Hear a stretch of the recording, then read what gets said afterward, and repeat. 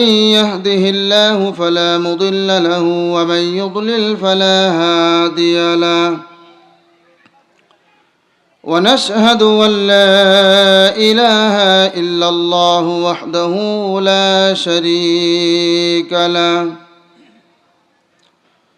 ونشهد أن سيدنا وحبيبنا ومولانا محمدًا عبده ورسوله الذي أرسله بالحق بشيرا ونذيرا وداعيا إلى الله بإذنه وسراجا منيرا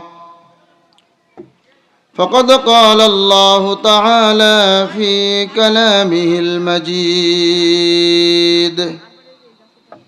والفرقانه الحميد সকলে আমার সঙ্গে শয়তানের ওয়াসওয়াসা থেকে পানাহ চাওয়ার জন্য আল্লাহ তাআলার কাছে সকলে ঐক্যবদ্ধভাবে একত্রিত হয়ে আল্লাহর কাছে আশ্রয় চাই। أعوذ بالله من الشيطان الرجيم بسم الله الرحمن الرحيم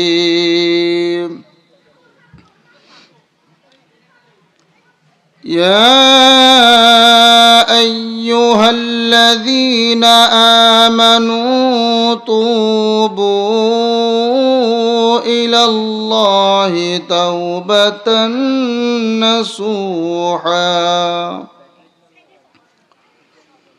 عسى ربكم أن يكفر عنكم سيئاتكم ويدخلكم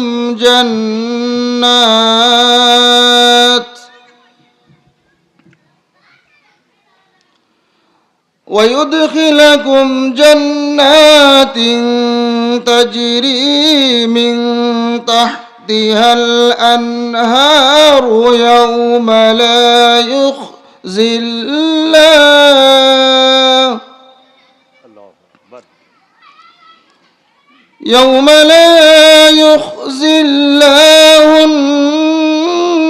النبي والذين آمنوا معه نورهم يسعى بين أيديهم وبأيمانهم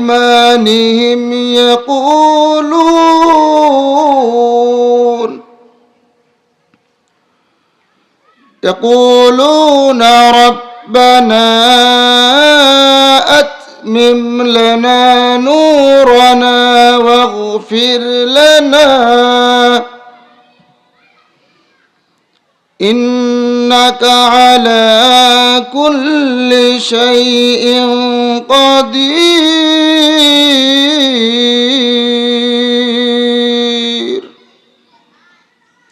صدقت يا ربنا আলহামদুলিল্লাহ। সমস্ত প্রশংসা মহান আল্লাহ সুবহানাহু ওয়া তাআলার, যার অশেষ মেহেরবানিতে আজকের এই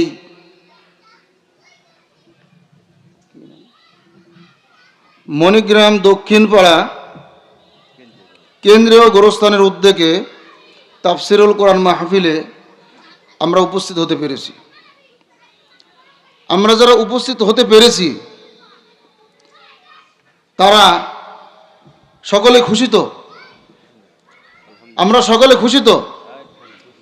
যেহেতু খুশি সেহেতু যেই রব আমাদেরকে দুনিয়াবি ব্যস্ততা পরিহার করে অসংখ্য মানুষের মধ্য থেকে যাচাই করে বাছাই করে সুন্দর একটি অনুষ্ঠানে যেই রব আমাদেরকে উপস্থিত হওয়ার তৌফিক দিয়েছেন, সেই মহান রবের প্রতি আমরা কৃতজ্ঞতা জানাচ্ছি। তারই ভাষায় সকলে বলি, অন্তরের অন্তরস্থল থেকে মহব্বতের সুরে সকলে একসাথে বলি আলহামদুলিল্লাহ। আমার বিশ্বাস আমরা সকলে যদি আরেকটু চেষ্টা করি আওয়াজটাকে বেশি করার জন্য, তাহলে সম্ভব। আমরা কেউ কর্পণ্য করব না। আল্লাহ সুবহানাহু ওয়া তাআলা আমাদেরকে সুস্থ রেখেছেন, শক্তি দিয়েছেন, ভালো রেখেছেন, কণ্ঠস্বর দিয়েছেন, কথা বলার শক্তি দিয়েছেন। এজন্য আরেকবার আপনারা সকলেই শরীরের সমস্ত শক্তিকে একত্রিত করে মহান রবকে শুকরিয়া জানাবো। রেডি? সকলে একসাথে বলি আলহামদুলিল্লাহ। দরুদ ও সালাম পেশ করি বিশ্ব নবীর প্রতি, যারা দেখানো পথে রয়েছে ইহকালীন শান্তি পরকালীন মুক্তি। সেই বিশ্ব নেতার প্রতি ভক্তিপূর্ণ আদবপূর্ণ দরুদ ও সালাম পেশ করি। সকলে বলি সাল্লাল্লাহু আলাইহি ওয়াসাল্লাম। আজকের এই তাফসিরুল কোরআন মাহফিলের সম্মানিত সভাপতি আব্দুল হামিদ সরকার, সভাপতি অত্র গোরস্থান কমিটির, আল্লাহ রাব্বুল আলামিন তার এই বান্দার হায়াতে এবং রিজিকিতে অফুরন্ত বারাকাত দান করুন। সকলে বলুন আমিন। বিশেষ করে এই মাহফিলের যারা মধ্যমণি, প্রধান আলোচক, প্রধান বক্তা এবং প্রধান আলোচক, প্রধান বক্তা হিসেবে আছেন আবু হানিফ, মাওলানা মোহাম্মদ আবু হানিফ বগুড়া। আল্লাহ রাব্বুল আলামিন আল্লাহর এই গোলামের কণ্ঠকে সারা দুনিয়ার জন্য যেন কবুল করে নিন। সকলে বলুন আমিন। এছাড়াও আমাদের এলাকার কৃতি সন্তান হাফেজ কারি এবং সরকারি কলেজ বাঘার কলেজের প্রভাষক হাফেজ কারি মাওলানা মোহাম্মদ হাবিবুর রহমান। আল্লাহ রাব্বুল আলামিন আল্লাহর এই গোলামের হায়াতে এবং কণ্ঠতে অফুরন্ত বারাকাত দান করুন। সকলে বলুন আমিন। তারা যেন সুস্থতার সাথে, আন্তরিকতার সাথে, নিষ্ঠার সাথে কোরআন এবং হাদিস থেকে আলোচনা করে আমাদেরকে যেন ধন্য করতে পারেন। আল্লাহ তাআলা সেই তৌফিক দান করুন। আরেকবার বলুন আমিন। সম্মানিত উপস্থিতি এবং মাইক যন্ত্রের মাধ্যমে যারা কথাগুলো শুনতে পাচ্ছেন, যারা বাহিরে রয়েছেন, তাদের প্রতি বিনীত অনুরোধ জানাচ্ছি, দোকানপাটে, রাস্তাঘাটে এদিকে সেদিকে এলোমেলোভাবে ঘুরিয়ে না বেরিয়ে নির্দিষ্ট স্থানে আল্লাহর সন্তুষ্টির জন্য এসে যাই এবং বসে যাই। যদি আমরা আসতে পারি, বসতে পারি, আমাদের জীবনটাকে বরকতময় করে দেবেন আল্লাহ সুবহানাহু ওয়া তাআলা। এই কথাটি আমার নয়, এই কথাটি আল্লাহ তাআলার। আল্লাহ রাব্বুল আলামিন বলেন, وَإِذَا قُرِئَ الْقُرْآنُ فَاسْتَمِعُوا لَهُ وَأَنصِتُوا لَعَلَّكُمْ تُرْحَمُونَ। যেখানে কোরআন তেলাওয়াত করা হয়, কোরআন থেকে শ্রবণ করা হয়, কোরআন থেকে বোঝানো হয়, আর যারা উপস্থিত থাকে ফাস্তামিউ, তারা শোনে, ওয়াংসিতু, এবং চুপ থাকে, মনোযোগ সহকারে শ্রবণ করে। যারা আদবের সাথে, ভদ্রতার সাথে বসে মনোযোগ সহকারে শোনে, আল্লাহ বলছেন লাআল্লাকুম তুরহামুন, এই সকল ব্যক্তিদের উপর আল্লাহ তাআলার পক্ষ থেকে রহমত বর্ষিত হতে থাকে। বলুন সুবহানাল্লাহ। যারা কোরআন শুনবে এবং চুপ থাকবে, কোনো কথা নয়, কোনো চিন্তা নয়, একমাত্র আল্লাহ রাব্বুল আলামিনের সন্তুষ্টির জন্যই শ্রবণ করবে। শুধু তাই নয়, যারা উপস্থিত হবে তাদের ক্ষেত্রে আল্লাহ রাসূল সাল্লাল্লাহু আলাইহি সাল্লাম এমন একটি হাদিস বলেছেন, সুবহানাল্লাহ, যে ব্যক্তি কোরআনের আলোচনায় অংশগ্রহণ করবে তাদের ব্যাপারে বলছেন, লা ইয়াকউদু কওমুন ইয়াযকুরুনাল্লাহা ইল্লা হাফাতহুমুল মালাইকা। আল্লাহর রাসূল বিশ্বনবী মুহাম্মদুর রাসূলুল্লাহ সাল্লাল্লাহু আলাইহি ওয়াসাল্লাম বলছেন, কোন কওমের লোকেরা যখন একত্রিত হয়ে বসে এবং সেই জায়গাতে আল্লাহর স্মরণ করা হয়, দ্বীনের আলোচনা করা হয়, মানুষকে সচেতন করা হয়, সতর্ক করা হয়, আল্লাহর জিকির করা হয়, এই জায়গাতে যারা বসে থাকে তাদের চতুর্দিক দিয়ে ইল্লা হাফাতহুমুল মালাইকা, আল্লাহ পাকের পক্ষ থেকে ফেরেশতারা অবতীর্ণ হতে থাকে। বলুন সুবহানাল্লাহ। কিন্তু ফেরেশতাদেরকে মানুষ দেখতে পায় না। দুই নম্বর হচ্ছে ওয়াগাশিয়াতুহুমুর রাহমা, ওই জায়গাতে রহমত বর্ষণ হতে থাকে। ওয়ানাজালাত আলাইহিমুস সাকিনা, ওই জায়গাতে আল্লাহ তাআলার পক্ষ থেকে প্রশান্তি নাজিল হতে থাকে। ওয়া যাকারাহুমুল্লাহু ফী মান ইনদা, আল্লাহ তাআলার কাছে যে সকল ফেরেশতারা রয়েছে, এই সকল ফেরেশতাদের কাছে এই মজলিসের ভিতরে যে সকল ব্যক্তিবর্গ উপস্থিত হয়ে যায়, তাদের নাম আল্লাহ তাআলা ওই ফেরেশতাদের কাছে উল্লেখ করে আল্লাহ রাব্বুল আলামিন গর্ব করতে থাকেন। সুবহানাল্লাহ, সকলে জোরে বলুন সুবহানাল্লাহ। এজন্য যারা এসেছি আলহামদুলিল্লাহ, আর যারা এখন আসতে পারে নাই, দোকানপাটে রাস্তাঘাটে এদিক সেদিক ঘোরাঘুরি করতেছি, আর দূর থেকে দেখতেছি যে লোকজন আসলো কি না। তো লোক আসলে যে আসবে তার লাভ, আপনি দেখে চলে যাবেন, আপনার লাভটা কি?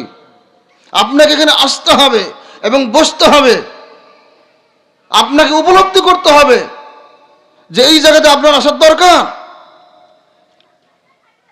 আল্লাহ তাআলা আমাদের সকলকে সঠিক বুঝদান করুন, আমিন।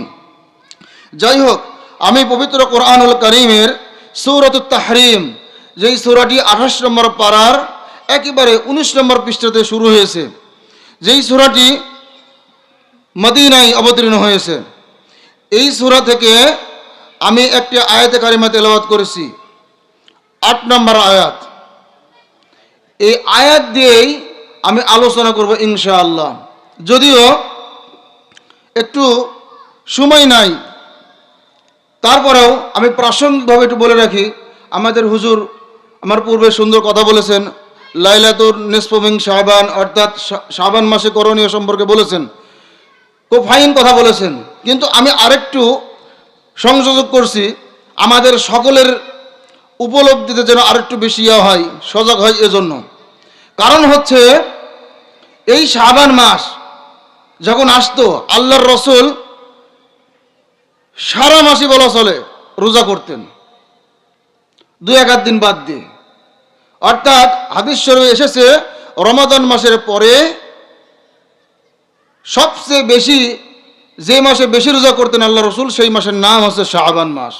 সুবহানাল্লাহ, তাহলে কত গুরুত্বপূর্ণ। শুধু তাই নয়,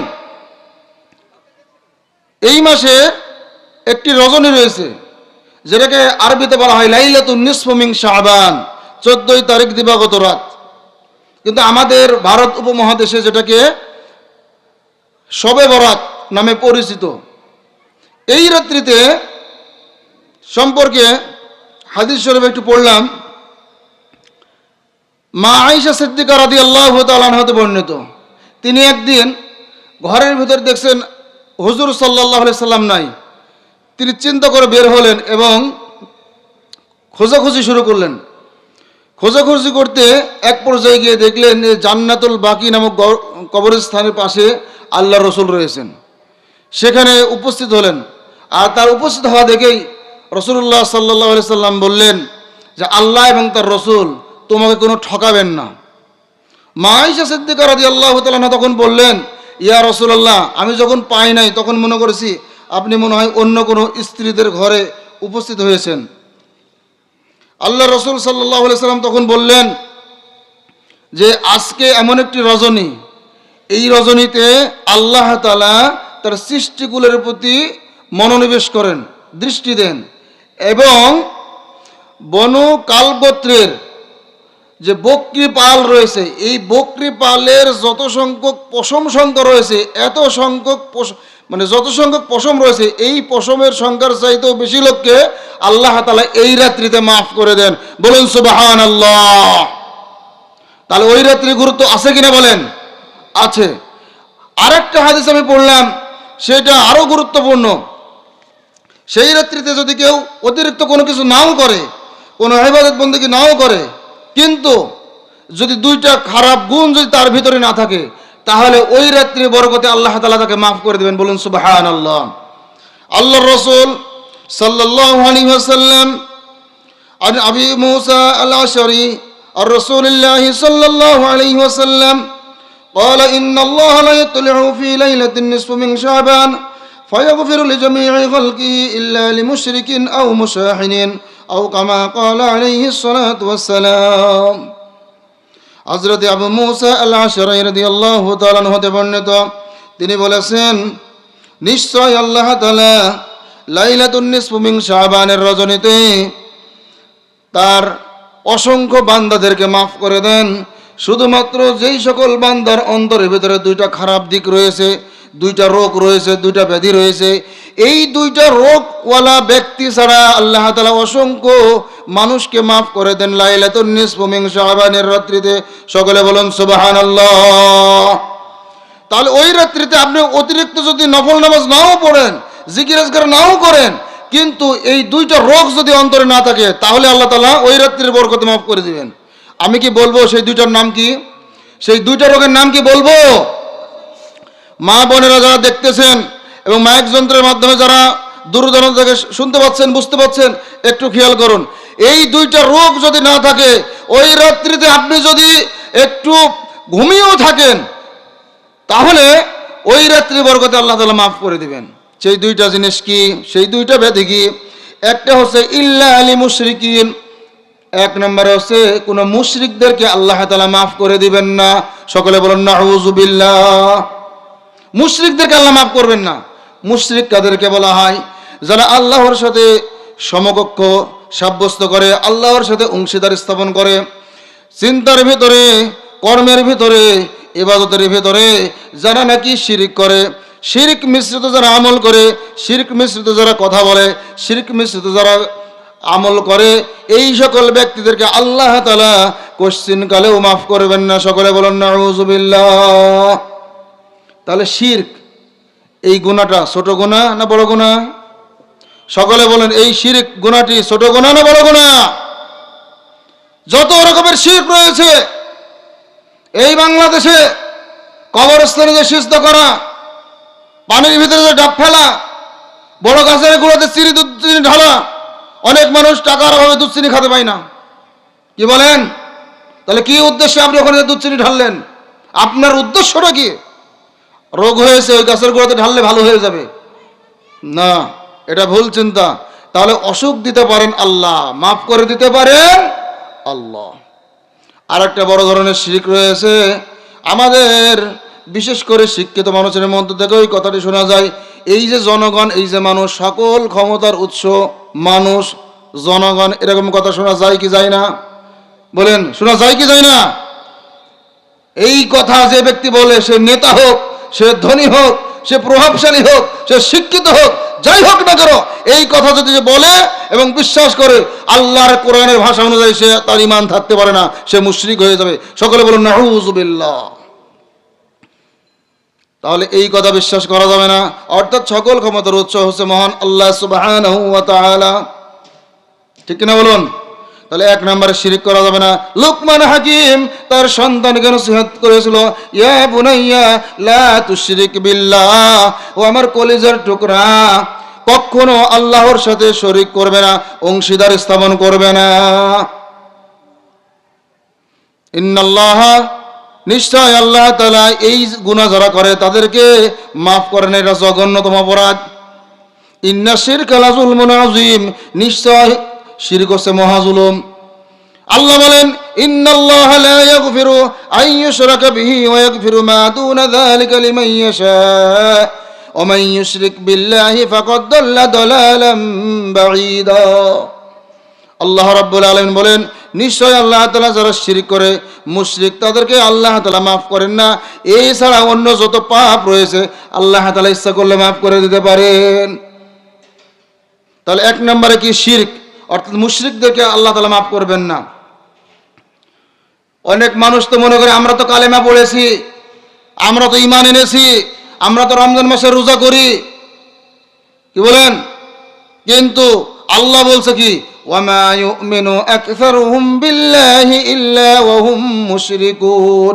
অনেক বিশ্বাসী লোক রয়েছে যারা বিশ্বাসী থেকে তারা মুশরিক হয়ে গেছে, মুমিন থেকে তারা মুশরিক হয়ে গেছে। এই কথাটা আল্লাহ তাআলার।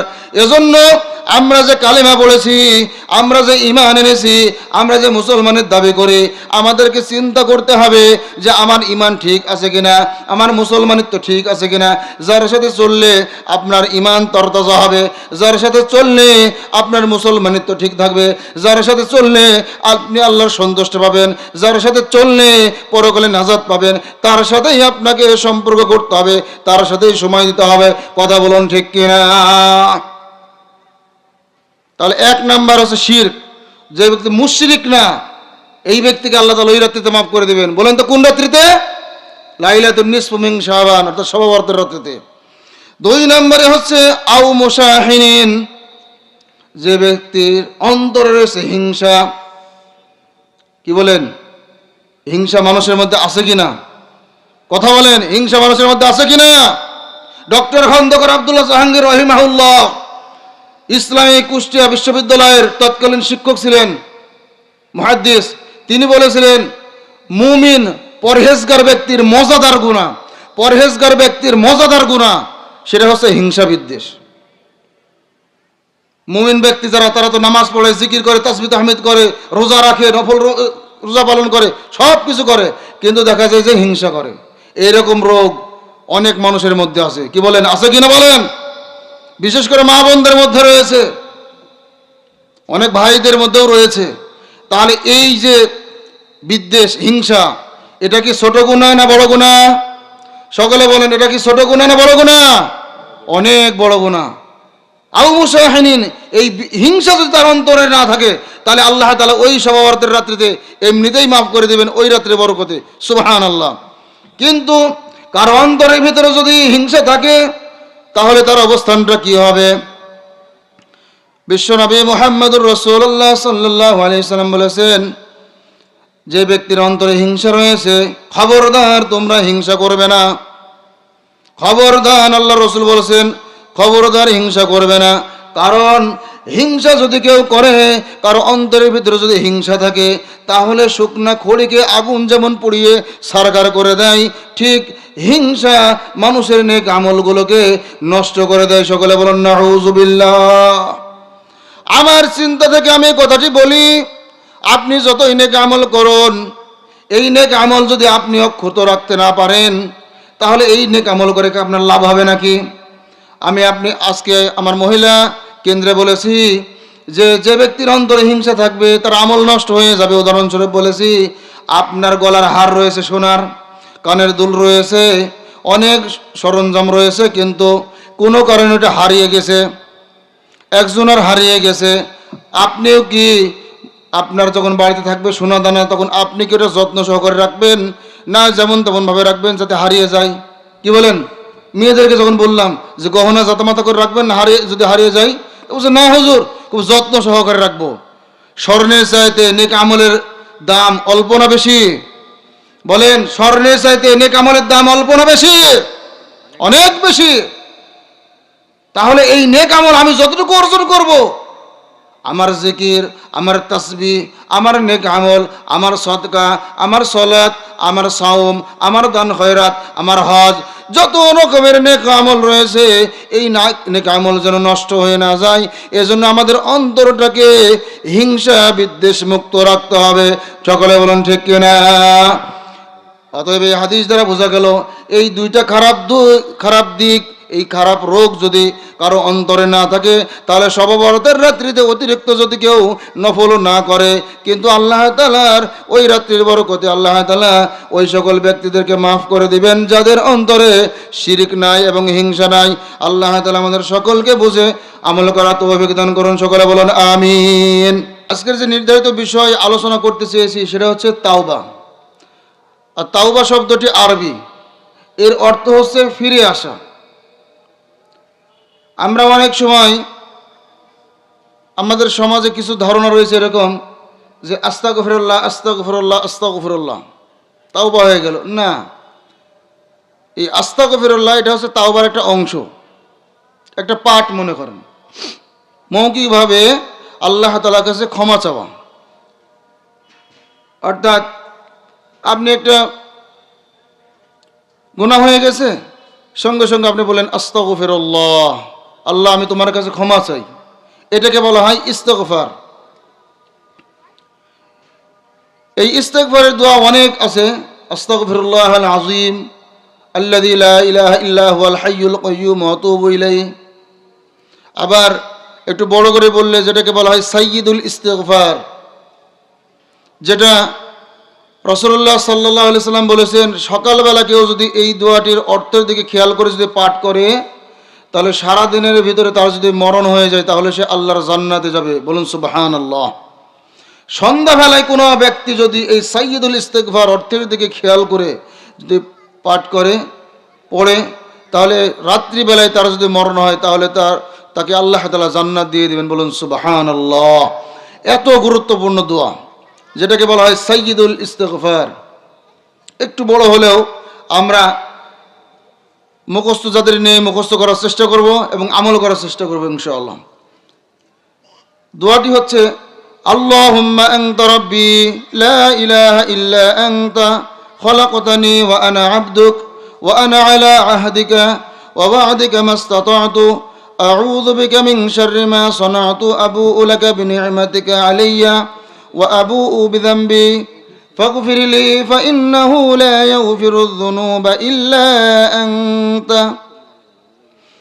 এই দোয়াটি হচ্ছে সাইয়্যিদুল ইস্তিগফার। আমরা এটা মুখস্থ করব এবং সকাল সন্ধ্যা আমল করার চেষ্টা করব ইনশাআল্লাহ। এরপরে যেটা বলি সেটা হচ্ছে তওবা। তওবা মানে ফিরে আসা। তওবা মানে ফিরে আসা, অর্থাৎ কোনো মানুষ পাপ করেছে, গুনাহ করেছে, অপকর্ম করেছে, কিন্তু সে বুঝতে পারলো যে আমার পাপ হয়ে গেছে, আমার গুনাহ হয়ে গেছে, সীমা লঙ্ঘন করে ফেলেছি, নফসের উপরে জুলুম করে ফেলেছি, সঙ্গে সঙ্গে সে তওবা করবে। আর এই তওবার যে বিষয়টা তওবাতুন নাসুহা, যেটা আমি তেলাওয়াত করেছি সূরা তাহরিমের ৮ নম্বর আয়াত, এখানেই তওবাতুন নাসুহার আলোকপাত করা হয়েছে। সেটাই আমি এখন বলছি ইনশাআল্লাহ। আল্লাহ রাব্বুল আলামিন বলেন, ইয়া আইয়ুহাল্লাযীনা আমানু তুবু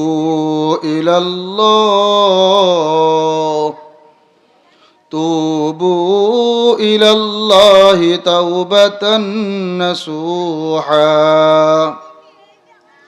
আল্লাহ রাব্বুল আলামিন বলেন, হে ঈমানদারগণ, ও হে বিশ্বাসীগণ, তোমরা তওবা করো আল্লাহর কাছে তাওবাতুন নাসুহা।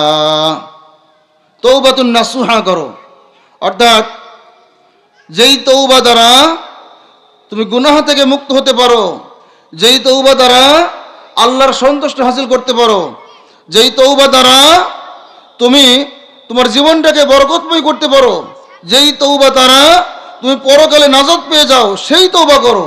আর সেই তওবার নাম হচ্ছে তাওবাতুন নাসুহা। এই তাওবাতুন নাসুহা যে ব্যক্তি করবে, ওই ব্যক্তির ইহকালীন জীবনে কোনো টেনশন থাকবে না, পরকালীন জীবনেও তার কোনো দুশ্চিন্তা থাকবে না ইনশাআল্লাহ।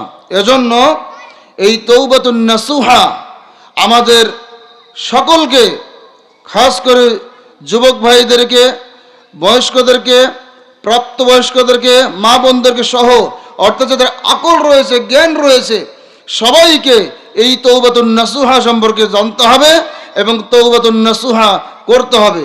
তাহলেই কেবল আল্লাহ রাব্বুল আলামিন আমাদের জিন্দেগির গুনাহগুলি মাফ করে দিবেন ইনশাআল্লাহ। এজন্য আমরা যত মানুষ, আমরা পাপ করতে ভালোবাসি, আমরা গুনাহ করতে পছন্দ করি, কিন্তু আল্লাহ রাব্বুল আলামিন মাফ করতে পছন্দ করেন। আল্লাহ রাব্বুল আলামিন মাফ করতে পছন্দ করেন। এজন্য এই আশা থেকেই আমরা আমাদের জীবনে যত পাপ রয়েছে, যত অপকর্ম রয়েছে, যত গুনাহ রয়েছে, সকল গুনাহের জন্য আল্লাহর কাছে খালেসভাবে তওবা করব। আল্লাহ রাব্বুল আলামিন যেন আমাদের সকলকে সঠিকভাবে তার সন্তুষ্ট হাসিলের জন্যই যেন তওবাতুন নাসুহা করার তৌফিক দেন। সকলে বলুন ফিরে আসা। তার মানে কি? মানুষের জীবনযাত্রা, মানুষের চলাফেরা, আচার আচরণ, কথাবার্তা সবগুলো করতে যায় মানুষের অনেক ভিতর ভুল হয়ে যায়, অনেক ত্রুটি হয়ে যায়। এমন কোনো মানুষ নেই আসমানের নিচে জমিনের উপরে যে তার কোনো পাপ নেই। নবী রাসূলগণ তারা ছিলেন মাসুম, নিষ্পাপ। কিন্তু এখন আমরা যে কথাটি বলতে চাচ্ছি সেটা হচ্ছে যে মানুষ যারা, তাদের দ্বারা ভুল হবেই। আর এই ভুল হওয়ার পর ওই ভুলের উপর স্থির থাকা যাবে না। অর্থাৎ বুদ্ধিমান যারা, তারা ভুল করার সঙ্গে সঙ্গে তৌবা করে ফিরে আসে। আর যে ব্যক্তি তৌবা করে, আল্লাহ তাআলা রহমানুর রহিম, তিনি বলেছেন কোনো মানুষ যদি তৌবা করার মতন তৌবা করে তাহলে তার মনে হয় যে জীবনে গুনাহই ছিল না, এরকম অবস্থা হয়ে যায়। বিশ্বনবী মুহাম্মদুর রাসূলুল্লাহ, সকলে বলুন সাল্লাল্লাহু আলাইহি ওয়াসাল্লাম, তিনি বলেছেন আত্তাইবু মিনাজ যামবি কামাল্লা যামবালা।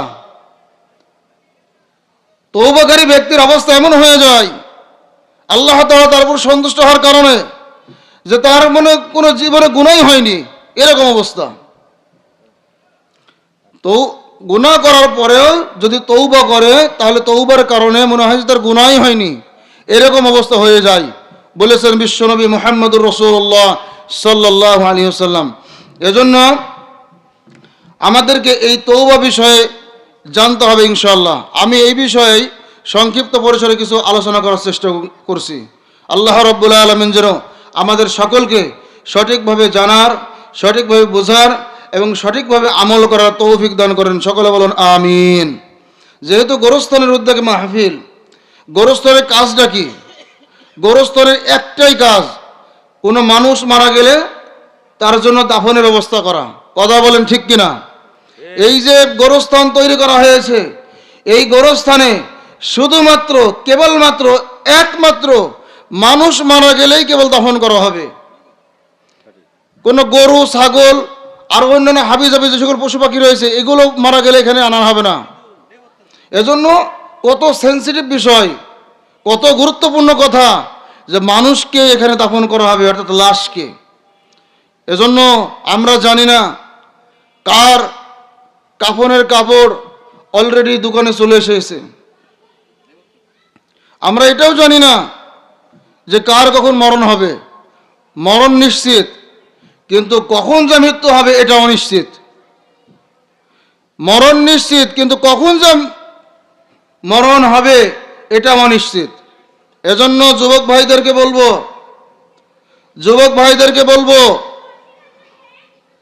যুবক ভাইরা, তোমাদেরকে গুনাহ করতে ভালো লাগে, আনন্দ ফুর্তি করতে ভালো লাগে, তোমাদেরকে এই যে এলোমেলো ভাবে ঘোরাঘুরি করতে ভালো লাগে, কিন্তু এই ভালো লাগাটা কোরআন সমর্থন করছে কিনা এটা দেখতে হবে।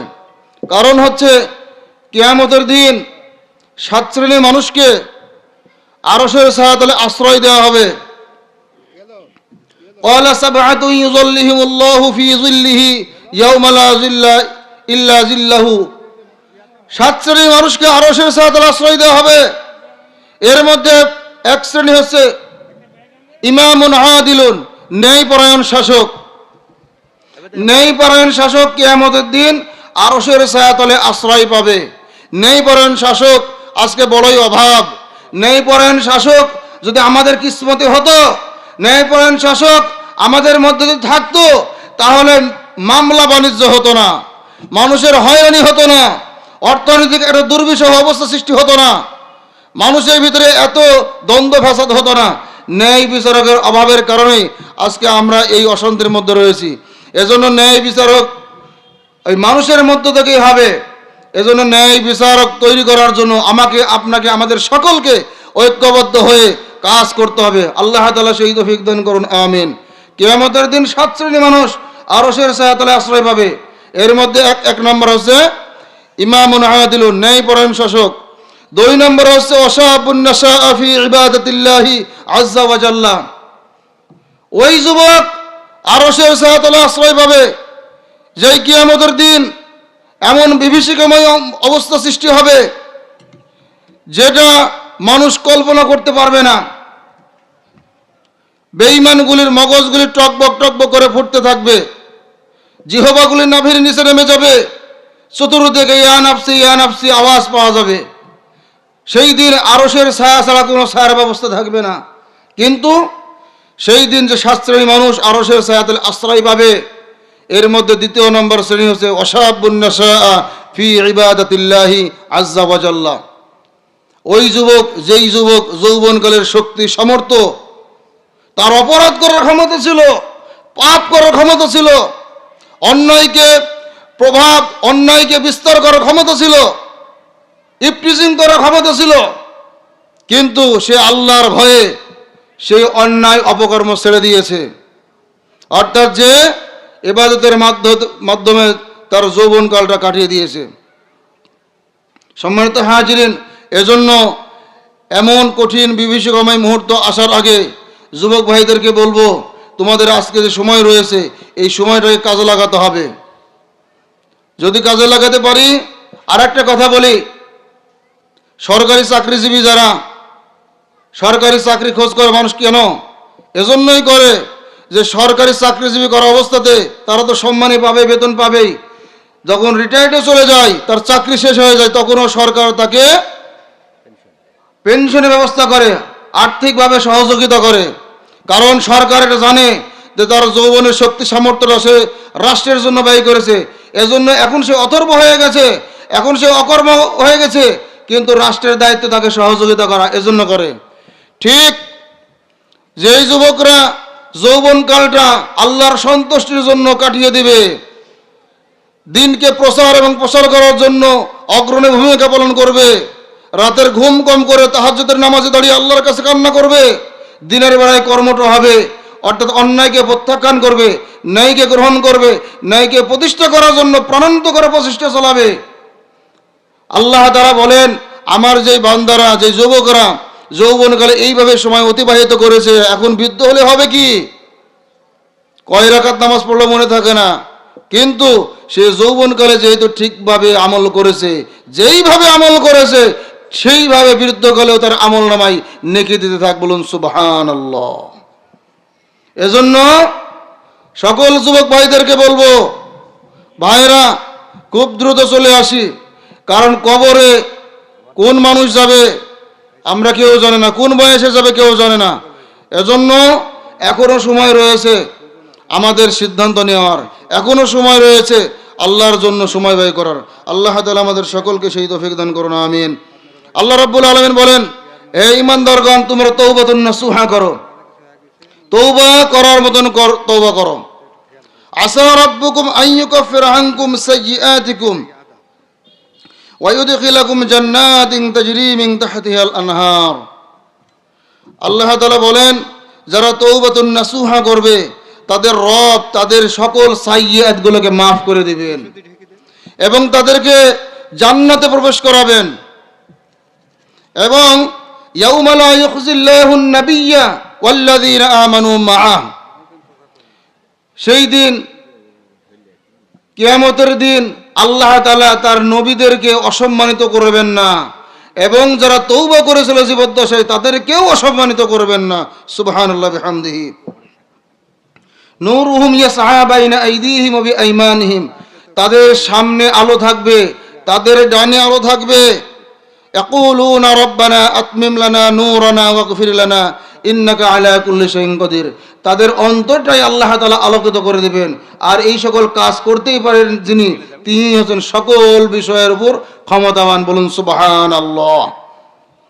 আল্লাহ তাআলা সূরা হাদীদের ভিতরে একই কথা বলেছেন, ইয়াউমা তারাল মুমিনিনা ওয়াল মুমিনাতি ইয়াসআ নূরুহুম বাইনা আইদিহিম ওয়া বিআইমানিহিম বুশরাকুমুল ইয়াওমা জান্নাতুন তাজরি মিন তাহতিহাল আনহারু খালিদিনা ফিহা যালিকাল ফাওজুল আযীম। ইয়াউমা তারাল মুমিনিনা ওয়াল মুমিনাত, তুমি কি দেখোনি ওই সকল মুমিন এবং মুমিনাতদেরকে, ওই সকল মুমিন এবং মুমিনাতদেরকে তুমি দেখোনি যারা তওবা করে, তাদেরকে তাদের সামনে এবং তাদের ডানে আল্লাহ তাআলা আলো ব্যবস্থা করে দিবেন এবং তাদেরকে জান্নাত দিয়ে দিবেন। আর যেই জান্নাতে তারা চিরকাল অবস্থান করবে। সকলে বলুন সুবহানাল্লাহ। তাহলে প্রত্যেকটা মানুষের জীবনে গুনাহ রয়েছে, পাপ রয়েছে, কিন্তু এই পাপ নিয়ে কি আমরা থাকবো না পাপ মুক্ত করে আমাদেরকে কবরে যেতে হবে? কবরে প্রত্যেকটা মানুষকেই যেতে হবে, কবরে কেউ যাবেন না এরকম কোনো মানুষ আছেন নাকি? এরকম মানুষ নাই।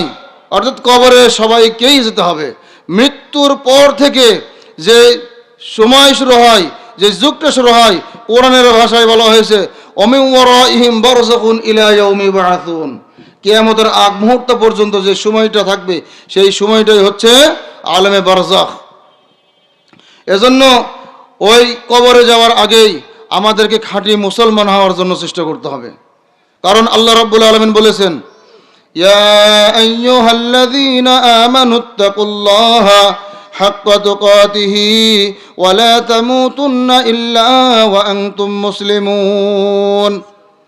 হে ঈমানদারগণ, তোমরা আল্লাহকে ভয় করো, হাক্কা তুকাতিহি, যেমন ভাবে ভয় করার দরকার, ওয়া আনতুম মুসলিমুন, আর মুসলমান না হয়ে তোমরা মৃত্যুবরণ করো না।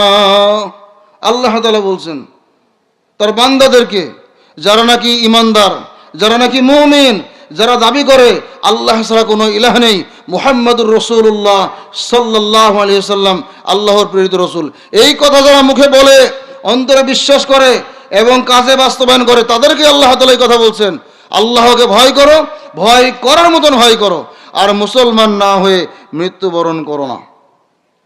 কারণ মুসলমান না হয়ে যে কেউ যদি মৃত্যুবরণ করে তার দুঃখের শেষ থাকবে না। বন্ধুরা, আমরা তো মনে করি মানুষ যখন মারা যায় তখন সে আর কিছু জানে না, ঘুমাচ্ছে।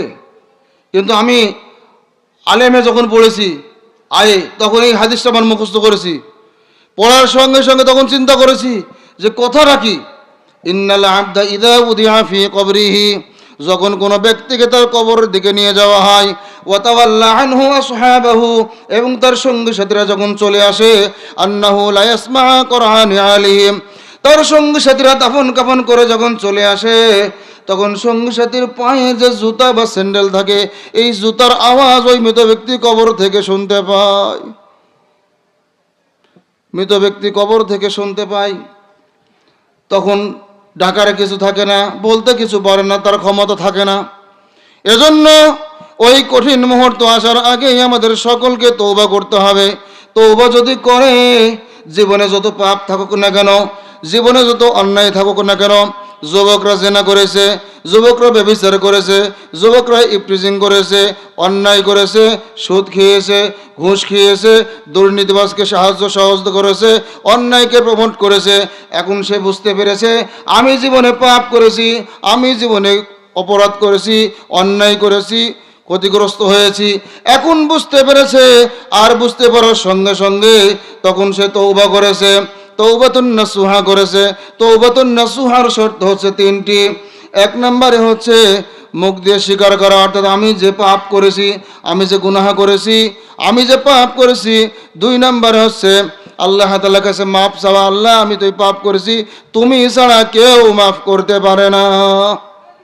আর তিন নম্বরে হচ্ছে আল্লাহর কাছে ওয়াদা করা, দৃঢ় প্রত্যয়ী হওয়া, আল্লাহ আমি যে পাপ করেছি, এতদিন যে আমি নামাজ পড়ি নাই, এতদিন যে আমি রোজা করে নাই, এতদিন যে পর্দাওয়ালাদেরকে আমি তুচ্ছ তাচ্ছিল্য করেছি, আলিম ওলামাদেরকে তুচ্ছ তাচ্ছিল্য করেছি, অন্যায়কে প্রমোট করেছি, সমাজে অশান্তি বিশৃঙ্খলা সৃষ্টি করার জন্য কাজ করেছি, আল্লাহ এখন আমি বুঝতে পেরেছি, আমি এখন তওবা করছি, আমি এখন ফিরে আসছি, দয়া করে তুমি আমাকে মাফ করে দাও, আর এই অন্যায়ের সাথে আর থাকবো না। এই তিনটা কাজ যদি কোনো ব্যক্তি করতে পারে, আল্লাহ রাব্বুল আলামিন বলছেন তার জিন্দেগীর গুনাহগুলি মাফ করে দেওয়া হবে।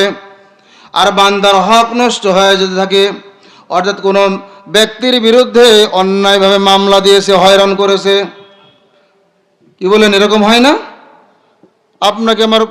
আপনি অনেক ভালোভাবে চলছেন, আমার পছন্দ না, আমার পাওয়ার আছে, আমি কি করলাম, মিথ্যা মামলা দিয়ে হয়রানি করলাম, এরকম হয় না সমাজে? এরকম হয়। বান্দার হক যদি নষ্ট করেন, কারো নামে গীবত করেছেন, কারো নামে তহমত দিয়েছেন, কারো নামে মিথ্যা বলেছেন, অপবাদ দিয়েছেন, তাহলে যার নামে অপবাদ দিয়েছেন, যার নামে গীবত করেছেন, অর্থাৎ যার মানহানি করেছেন আগে তার কাছে সরি বলতে হবে, তার কাছে দুঃখ প্রকাশ করতে হবে। সে যদি এখানে আপনাকে ছাড়া দেয় তাহলে এখানে আল্লাহ রাব্বুল আলামিন আপনাকে মাফ করে দিবেন। কথা কি বোঝা যায়? এজন্য আপনারাই বলছেন এই গোরস্থানে মানুষকে দাফন করা হবে। মানুষ যখন তার রূহ যখন বের হয়ে যায়, যখন লাশ হয়ে যায়, তখন তাকে দাফন করা হয়। অর্থাৎ আমাদের মধ্য থেকেই যারা এই প্রাণ পাখিটা হারিয়ে ফেলে তাদেরকেই দাফন করা হয়। এজন্য ওই কবরে যাওয়ার আগেই আমাদেরকে তওবা করতে হবে। 1 নম্বর কাজ তওবাতুন নাসুহা। কি বলেন? তওবাতুন নাসুহা করা যায় না? তাহলে তওবাতুন নাসুহা করতে হলে কয়টা শর্ত পূরণ করতে হবে? 3টা। আল্লাহর কাছে স্বীকার করা, আর কোনোদিন করব না, আর লজ্জিত হওয়া। এই 3টা কাজ আমাদেরকে করতে হবে। যারা দাড়ি রাখে নাই, আমি বুঝতে পারছি এখন যে আমি দাড়ি রাখি নাই, আল্লাহ এখন তওবা করতে হবে। এখন নামাজ পড়ি নাই, এখন বুঝতে পারলাম, এখন থেকে সিদ্ধান্ত চেঞ্জ, বাকি জিন্দেগি তার কোনোদিন ফরজ নামাজ ছেড়ে দেব না। জীবনে অনেক সময় পার হয়ে গেছে, রোজা বাদ দিয়েছি, এখন থেকে সিদ্ধান্ত হবে আর রোজা কাজা করব না। এইভাবে কি সিদ্ধান্ত নেওয়া যায় না? মা বোনেরা অনেক ক্ষেত্রে পর্দা মেনটেন করে না। অনেক সময় দেওরের সামনে, ভাসুরের সামনে, প্রতিবেশীর সামনে কান বের করে রাখে, চুল বের করে রাখে, গলা বের করে রাখে। এগুলো তারা মনেই করে না। অনেক মেয়েরা মনে করে যে খালি বাইরে বের হওয়ার সময় খালি বুরকা পড়লেই মনে হয় পর্দা হয়ে যায়। নাউযুবিল্লাহ। না, আপনার চুল যদি কোনো পরপুরুষ দেখে আপনার আমল নামায় জিনার গুনাহ লেখা হবে। আপনার কানের লতি যদি দেখতে পায় পরপুরুষ, সে দেওয়ার হোক আর ভাসুর হোক, যার সাথে আপনার বিবাহ জায়েজ, সে যদি দেখতে পায় আপনার আমল নামায় বড় গুনাহ হবে। এজন্য তওবা করার দরকার আছে কিনা বলেন?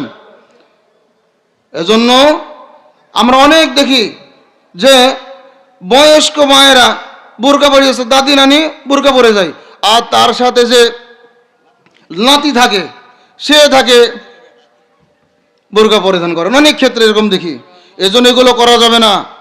আমাদেরকে বুঝতে হবে আমাদের শিক্ষা ব্যবস্থায় যদি প্রাইমারি লেভেল থেকে যদি এই ইসলামী শিক্ষাকে বাধ্য করা হতো, তাহলে আজকে আমাদের মা বোনদের, আমাদের যুব সমাজের মধ্যে এত অধঃপতন হতো না। এজন্য এই যে বাংলাদেশ স্বাধীনতার পর থেকে আমরা তো অনেক কিছুই দেখলাম, কিন্তু আমরা এটা দেখতে পারলাম না যে কোরআন প্রত্যেকটা স্কুলে কলেজে কোরআন হাদিস পড়ানো হচ্ছে। এটা আমরা দেখতে পারলাম না। কেন? আপনি চাবেন মেয়ে বিয়ে দেওয়ার সময় ভালো জামাই, সৎ, আবার কি চাকরি করার ক্ষেত্রে দেখে ভদ্র না ভালো। আরে পাগল, ভদ্র কিনা তাকে বলতে হবে তুমি নামাজ পড়ো কিনা, নামাজের ফরজ কয়টি বলো, নামাজের ওয়াজিব কয়টি বলো, নামাজ পড়তে নামাজের বাইরে ফরজ কয়টি, ভিতরে ফরজ কয়টি, ওয়াজিব কয়টি।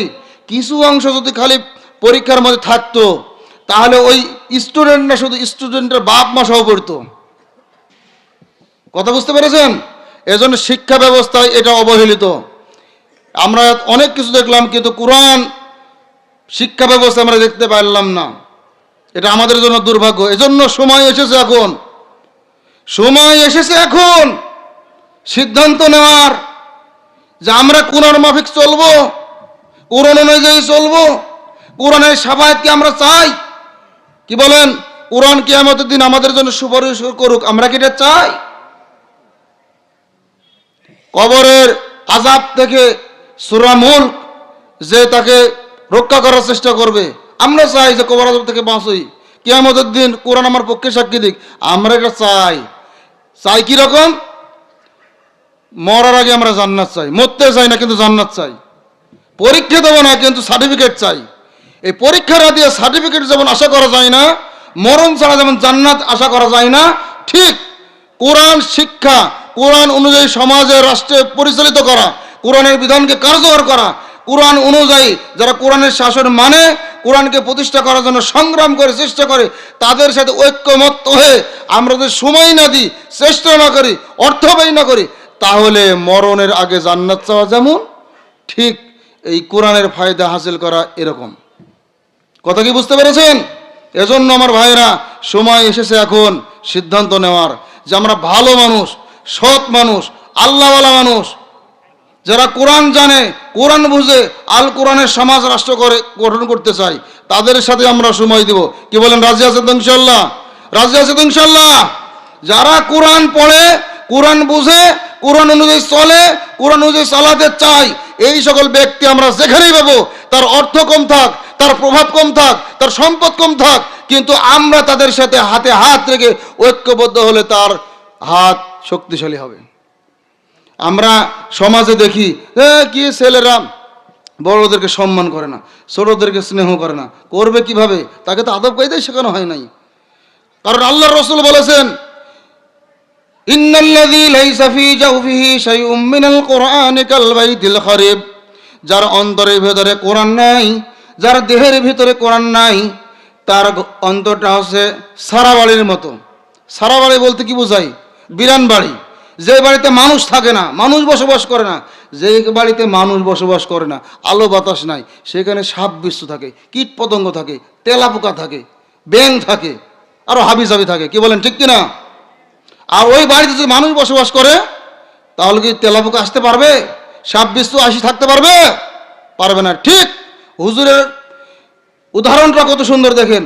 যার দেহের ভিতরে কোরআন নাই, তার অন্তর ওই সারা বাড়ির মতো। যার দেহের ভিতরে কোরআন নাই, তার অন্তরের ভিতরে শয়তান থাকে। শয়তান ওয়াসওয়াসা থেকে তাকে অন্যায় পথে পরিচালিত করে। এখন ওসির অন্তরে থাকে শয়তানের প্রভাব, সমাজ প্রধানের অন্তরে থাকে শয়তানের প্রভাব, রাষ্ট্রপতির অন্তরে থাকে শয়তানের প্রভাব, প্রধানমন্ত্রী সহ আরো হাবিজাবি যে সকল দায়িত্বশীল আছে, তাদেরকে যে শয়তান প্রমোট করতে পারে, শয়তান তাদেরকে চালাতে পারে, তাহলে তার কাছ থেকে আমরা সুন্দর শান্তিময় পরিবেশ কিভাবে আশা করতে পারি? ومن يعش عن ذكر الرحمن نقيض له شيطانا فهو له قرين وإنهم ليصدونهم عن السبيل ويحسبون أنهم مهتدون। সূরা যুখরুফ 25 নম্বর পারা 9 নম্বর পৃষ্ঠাতে রয়েছে, যে ব্যক্তি আল্লাহর স্মরণ থেকে মুখ ফিরিয়ে নেবে, আল্লাহ বলেন আমি তার সাথে একটা শয়তান নিযুক্ত করে দেই, আর ওই শয়তান তাকে ওয়াসওয়াসা থেকে ডান পথ বাদ দিয়ে বাম পথের দিকে নিয়ে যায়। সকলে বলেন নাউযুবিল্লাহ। কথা কি বুঝতে পারছেন? ওয়ালা তুতি মান আগফালনা কলবাহু আন যিকরিনা ওয়াত্তাবা হাওয়া ওয়া কানা আমরুহু ফুরুতা। আল্লাহ বলেন, যে ব্যক্তি অন্তরে কোরআন নাই, যে ব্যক্তি আল্লাহকে স্মরণ করে না, ওয়ালা তুতির মান আগফালনা কলবাহু, যার অন্তরের ভিতরে বক্রতা রয়েছে, আল্লাহ যার অন্তরটাকে গাফেল করে দিয়েছে, তোমরা তার অনুসরণ করো না। এজন্য ভাইরা, আমাদেরকে কি করতে হবে বলেন তো?